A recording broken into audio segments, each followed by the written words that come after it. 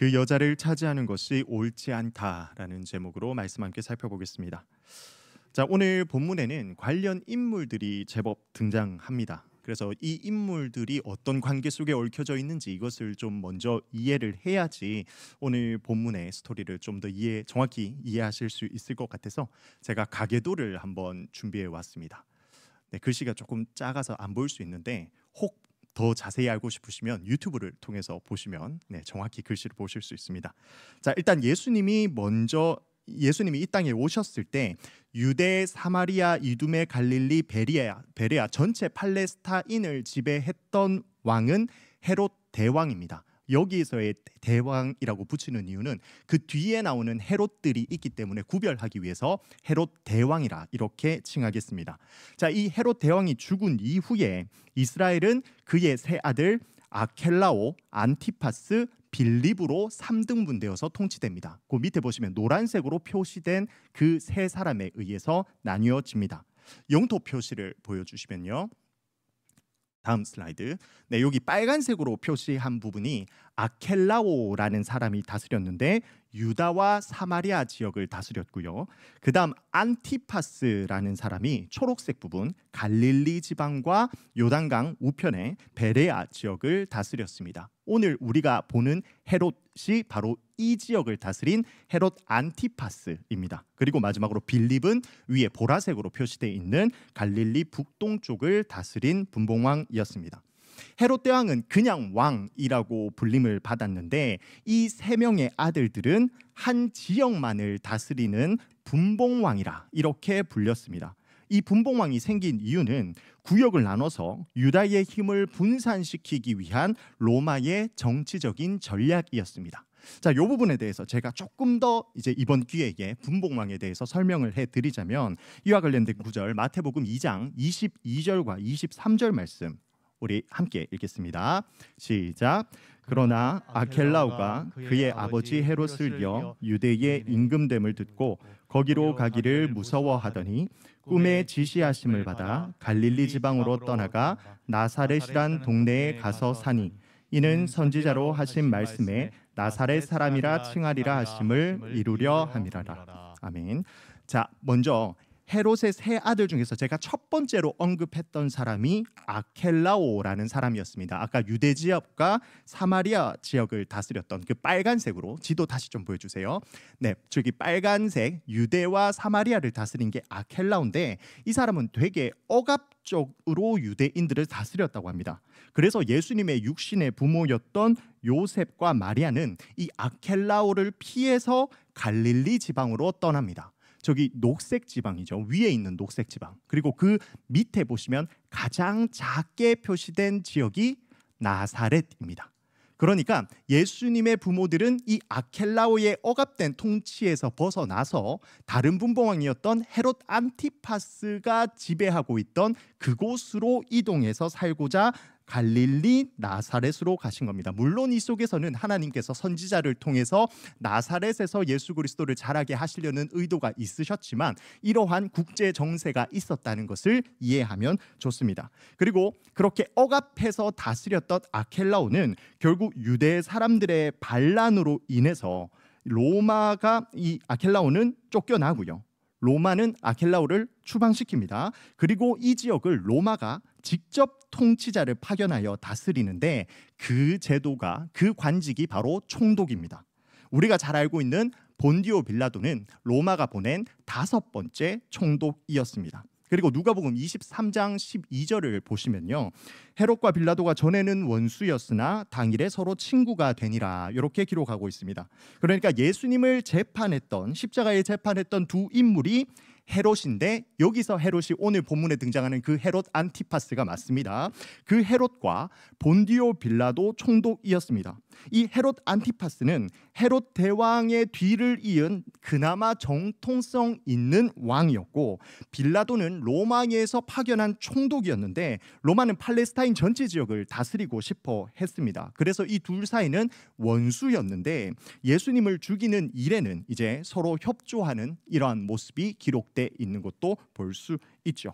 자, 그러면 이제 다시 가계도를 한번 띄워주시겠습니까? 자, 이런 상황 속에서 이제 이 분봉왕이라는 지책이 어떤 것인지 이해하셨으니까 그 상황 속에서 다시 이 가계도를 보시면 오늘 본문의 헤롯 안티파스, 네, 저기 노란색으로 표시된 두 번째 헤롯 안티파스가 오늘 본문의 헤롯이고요. 갈릴리와 베레아를 다스렸고 예수님을 재판했던 그 헤롯 안티파스입니다. 자, 그리고 나서 봐야 될 사람은 헤로디아입니다. 이 헤로디아는 아리스토블루스라는 사람의 딸입니다. 헤롯 대왕의 아들 중에 아리스토블루스의 딸이 헤로디아인데 파란색으로 밑에 표시되어 있죠. 이 헤로디아는 사실상 헤롯의 조카입니다. 그러니까 이복 형제의 딸이기 때문에 헤롯 안티파스 기준으로 보면 조카뻘이죠. 그리고 이 헤로디아는 그 위에 빌립 1번이라고 적혀 있는 사람과 결혼합니다. 그러니까 헤롯의 다른 이복 형제와 결혼하죠. 헤로디아 입장에서는 자신의 삼촌이랑 결혼하는 택이 됩니다. 그런데 이 헤로디아는 빌립 1, 저 사람과 이혼한 후에 다른 자신의 삼촌이었던 이복 형제의 삼촌이었던 헤롯 안티파스와 결혼하고 있는 그러한 상황인 겁니다. 자, 거기서 이제 추가로 살로메를 보시면 살로메는 헤로디아와 빌립 1 사이에서 낳았던 딸입니다. 그리고 얼마 후에 이 살로메는 저 옆으로 조금 더 넘겨주시면 네, 좋습니다. 저기 빌립 2라고 적혀 있는 다른 분봉왕, 아까 보라색 지역을 다스렸던 그 분봉왕 빌립인데 이 사람과 결혼합니다. 그러니까 살로메 입장에서는 거의 할아버지 뻘과 결혼하는 택이라고 볼 수 있습니다. 네, 엄청나게 복잡하고 아주 막장인 그런 집안인 것을 볼 수 있습니다. 자, 이제 이러한 배경 속에서 이제 오늘 본문으로 한번 들어가 보겠습니다. 헤롯은 자신의 통치 지역이었던 이 갈릴리에서 무리의 호응을 얻으며 사역하시는 예수님에 대해서 들었습니다. 헤롯은 무엇보다도 예수님이 행하셨던 기적들에 대해서 아주 깊은 인상을 받은 듯합니다. 그래서 헤롯은 예수님이 어떻게 그런 능력을 행할 수 있을까를 혼자 고심한 끝에 이 사람은 세례 요한이다. 그가 죽은 자 가운데서 다시 살아났다라는 이런 개똥철학에 의한 결론을 내립니다. 이것을 봤을 때 그가 얼마 전 자신이 그 세례 요한을 죽인 일로서 양심의 가책을 받고 있었고 또한 세례 요한이 다시 살아나면 어떡하지 하는 그러한 염려를 하고 있었다라는 것을 우리가 추정할 수 있습니다. 그리고 당시 사람들의 일반적인 사고를 마태복음 16장 14절에서 우리가 추정할 수 있는데 예수님이 정체가 무엇인가 할 때 옛 선지자들이 다시 태어난 것이다 이렇게 이야기를 하는 부분이 있습니다. 옛 선지자의 환생이라 믿은 사람들이 있었던 것을 봤을 때 실제로 당시 유대인들 사이에서는 선지자와 같은 영향력 있는 사람이 불의의 죽음을 당하게 되면 다시 살아난다라는 미신이 퍼져 있었던 것으로 추정할 수 있습니다. 그리고 이처럼 죽음에서 다시 살아온 인물은 기적적인 능력을 행할 수 있다라고 이렇게 믿었던 것입니다. 자, 오늘 본문은요 예수님의 이야기를 이렇게 이야기하는 듯 하다가 잠시 중단하고 세례 요한의 죽음 이야기를 회상 형식으로 소개하고 있습니다.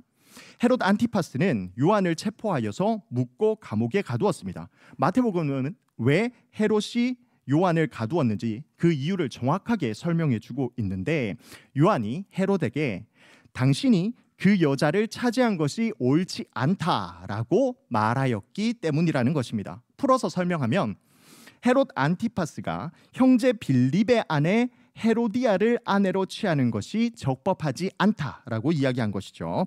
헤롯이 헤로디아와 결혼한 것은 당시 유대인들에게 매우 부당한 처사로 받아들여졌습니다. 헤롯은 헤로디아와 결혼하기 위해서 먼저 자신에게도 첫 번째 아내가 있었습니다. 그 주변 국가였던 나바테아 왕국의 아레타스 왕의 딸과 먼저 결혼을 했었는데 이 헤로디아와 결혼하기 위해서 이 사람을 내칩니다. 이혼하죠. 헤로디아는 또 첫 번째 남편이었던 헤롯 빌립과 이혼하였기에 유대인들에게는 이것이 율법을 어긴 행동이었습니다. 그리고 더 심각한 문제는 뭡니까?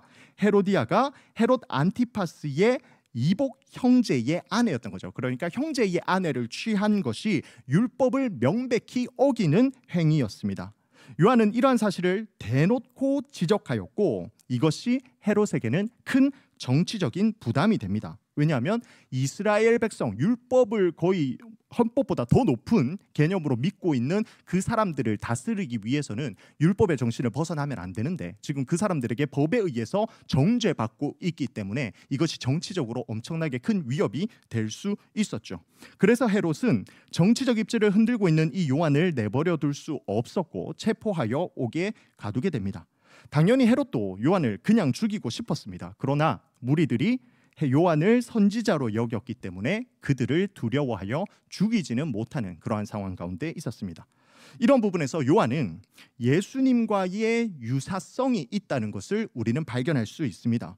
대제사장과 바리새인들이 예수님을 죽이려 했지만 무리들이 예수님을 선지자로 여겨서 그들을 두려워하여 대제사장은 예수님을 죽이지 못합니다. 그러나 나아가 세례 요한도 예수님도 권력자들의 손에 처참한 죽음을 당한다는 사실은 그 모양이 동일합니다. 이처럼 요한은 예수님의 선행자로서 그 기능을 묵묵히 걸어갔다는 것을, 수행했다는 것을 우리는 확인할 수 있습니다.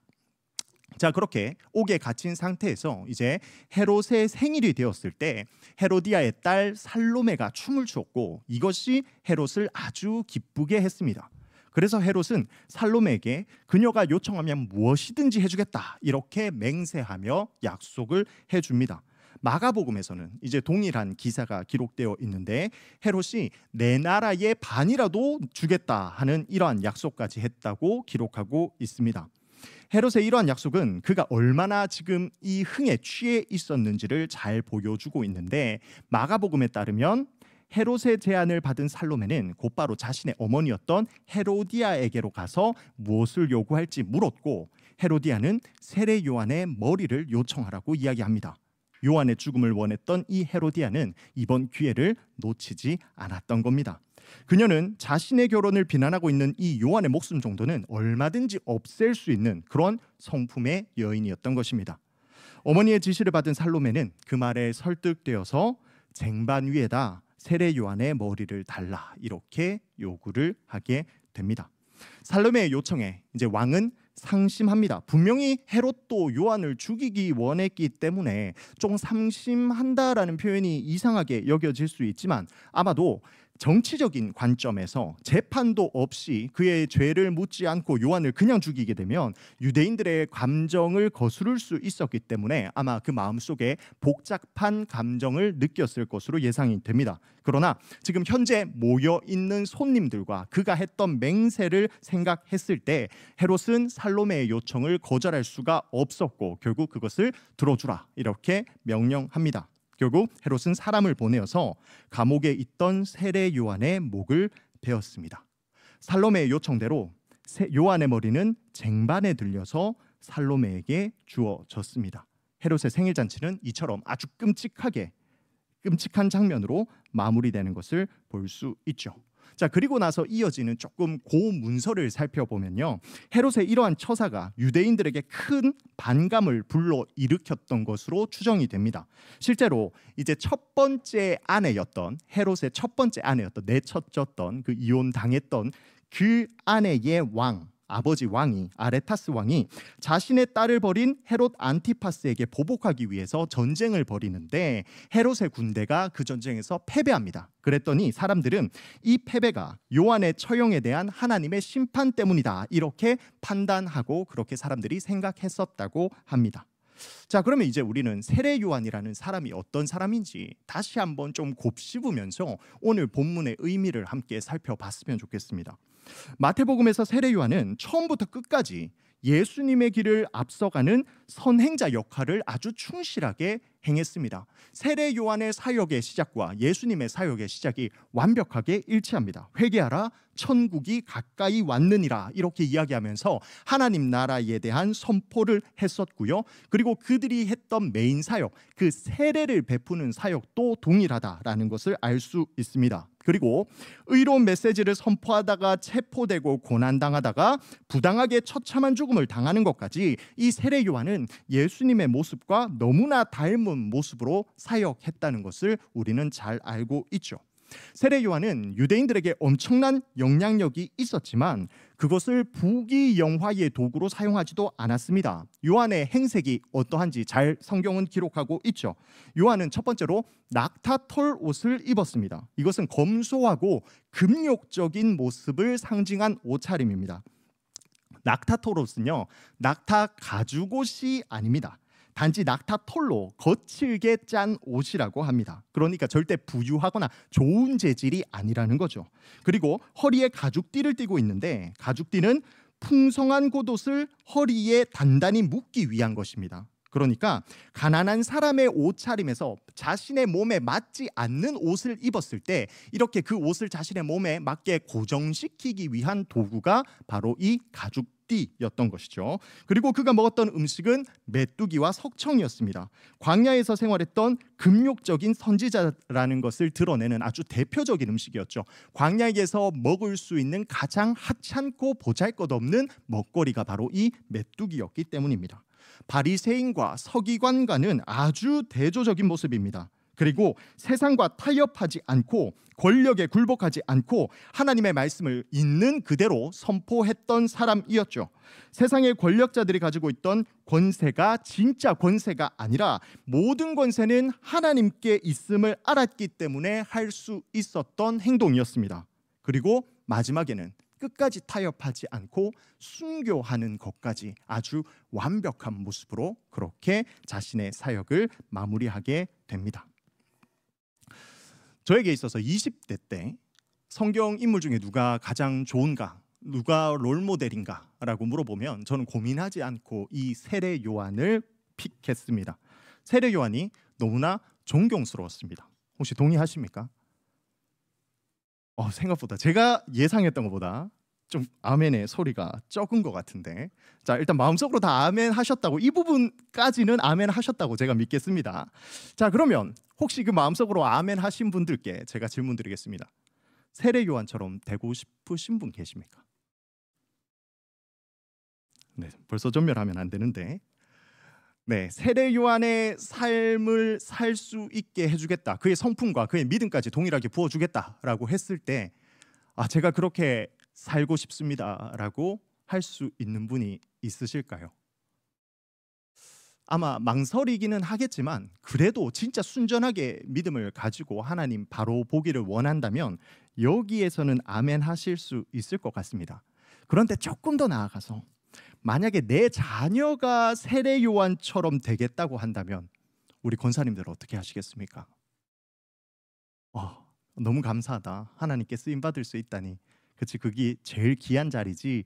아마 쉽게 이야기하실 수 있는 분 거의 없을 것 같습니다. 이렇게 부모된 마음에서 아마 그것이 참 쉽지 않을 것 같습니다. 다른 선지자라면 그래도 좀 나은데 세례 요한은 안 됩니다. 왜 그럴까요? 세례 요한에게는 다른 선지자에게는 있는 아주 중요한 요소가 하나 빠져 있습니다. 바로 승리입니다. 제가 지금 청년부에서 다니엘 설교를 쭉 진행하고 있습니다. 다니엘서의 전체 주제는요, 역사를 주관하는 분이 누구인가, 그리고 누가 그것을 인식하며 살아가는가입니다.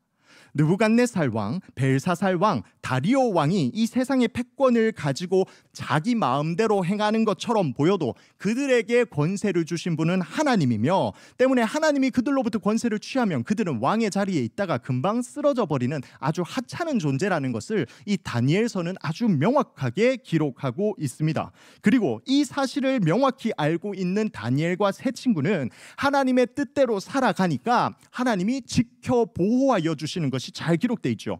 채식만 해도 얼굴이 다른 사람들보다 훨씬 좋았고, 꿈을 듣지도 않고 해석할 수 있는 능력도 행합니다. 풀무불과 사자굴에 빠져도 전혀 몸이 상하지 않는 것을 경험하게 되죠. 봐라, 하나님이 역사를 주관하신다는 사실을 잘 알고 그 뜻대로만 순종하니까 포로였던 사람이 그 지배국의 총리가 되는, 그 지배국을 지배하는 기적이 일어난다라는 것을 보여주는 것이 다니엘서였습니다. 그런데 세례 요한은 왜 이렇습니까? 세례 요한이 어디 자기 혈기로 그 종교 지도자를 정죄했습니까? 세례 요한은 고급 옷보다 낙타털이 너무 부드럽고 좋아서 그 옷을 입고 메뚜기가 너무 맛있어서 먹었습니까? 세례 요한이 헤롯 안티파스의 권세가 탐나거나 아니면 헤로디아를 탐해서 그렇게 비판했나요? 그렇지 않습니다. 그의 삶의 모습을 보면 누구보다도 아주 신실하게 순전하게 하나님의 뜻대로만 살았던 사람이 세례 요한입니다. 하나님 나라가 가까이 왔다는 사실을 정확히 알고 믿었기 때문에 그렇게 행동했던 사람인 것이 분명하죠. 그러면 이러면 안 되는 거 아닙니까? 헤로드 왕한테 잡혀가면 안 되는 거 아닙니까? 혹 잡혀가더라도 다니엘같이 기적이 일어나서 칼로 목을 딱 쳤더니 목이 아니라 칼이 쨍하고 그렇게 부러져야 되는 거 아닙니까? 아니면 혹 목이 잘리더라도 하나님의 크신 능력 속에서 목이 다시 붙거나 살아나야 되는 거 아닙니까?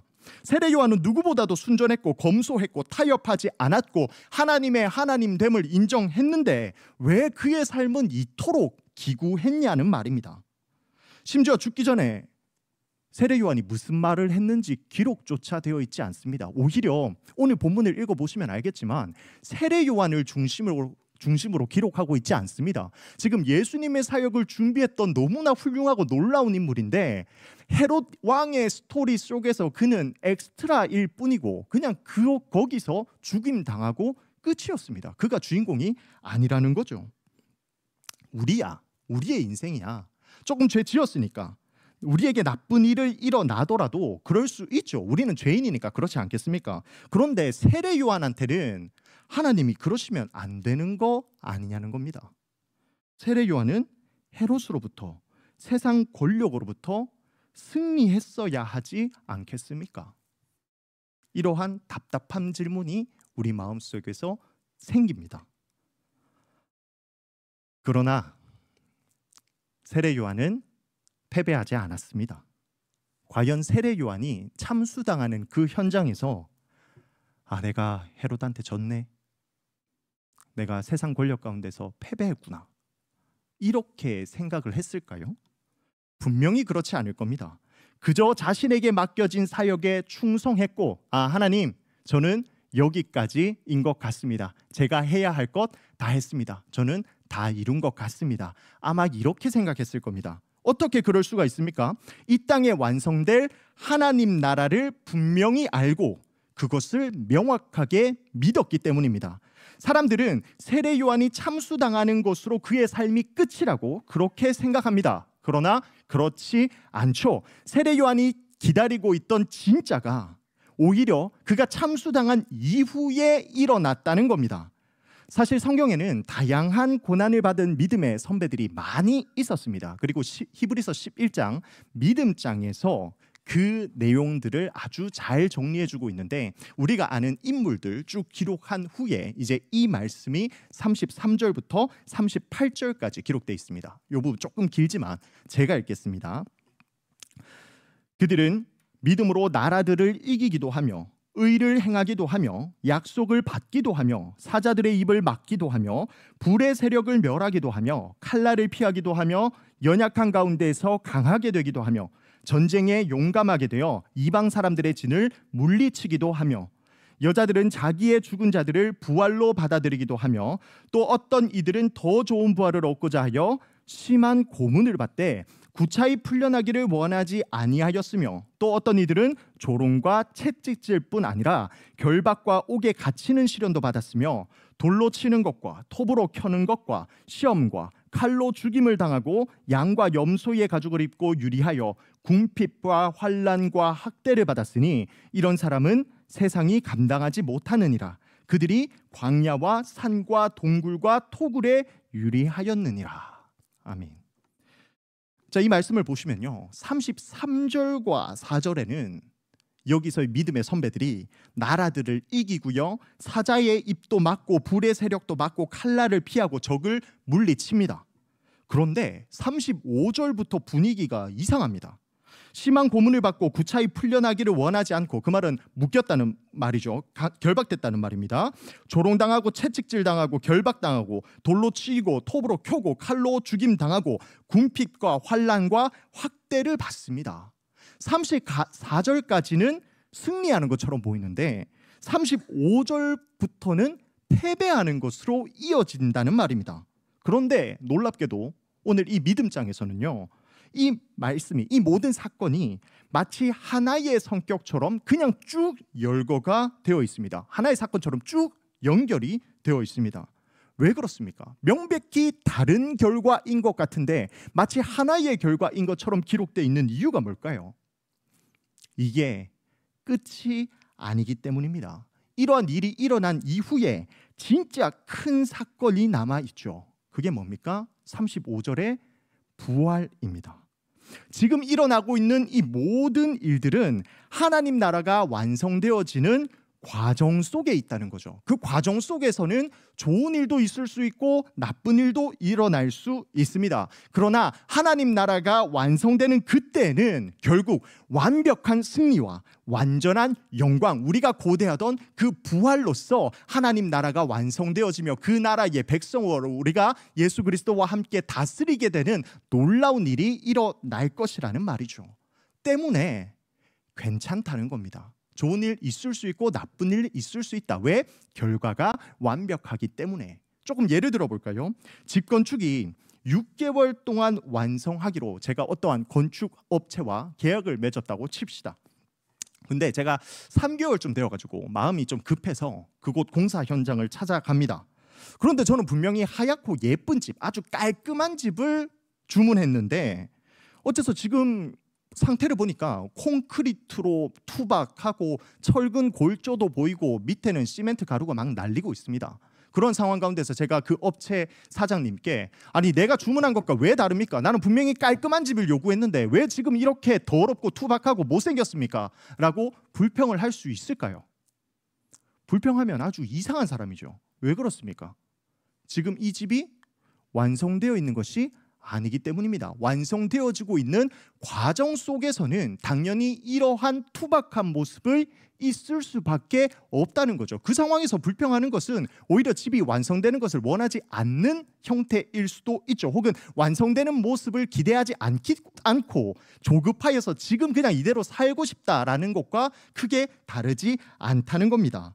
완성되면 분명히 가장 아름답고 가장 완벽한 집이 우리를 위해서 준비되어 있을 겁니다. 이것이 어떻게 가능합니까? 지금 이 집을 지어가고 있는 분이 전지전능하신 하나님이기 때문입니다. 그 공사 기간이요 미뤄질 수도 없고 이 공사가 실패될 수도 없는 거죠. 우리가 살기에 가장 쾌적하고 가장 완벽한 집을 준비하고 만들어 놓고 계시는 겁니다.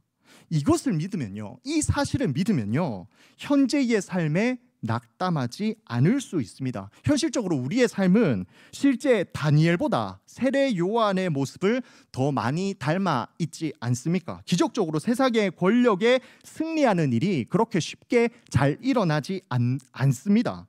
그러나 걱정할 필요가 없습니다. 우리에게는 완전한 집, 완성될 하나님 나라가 기다리고 있기 때문입니다. 그 과정에서 힘들 겁니다.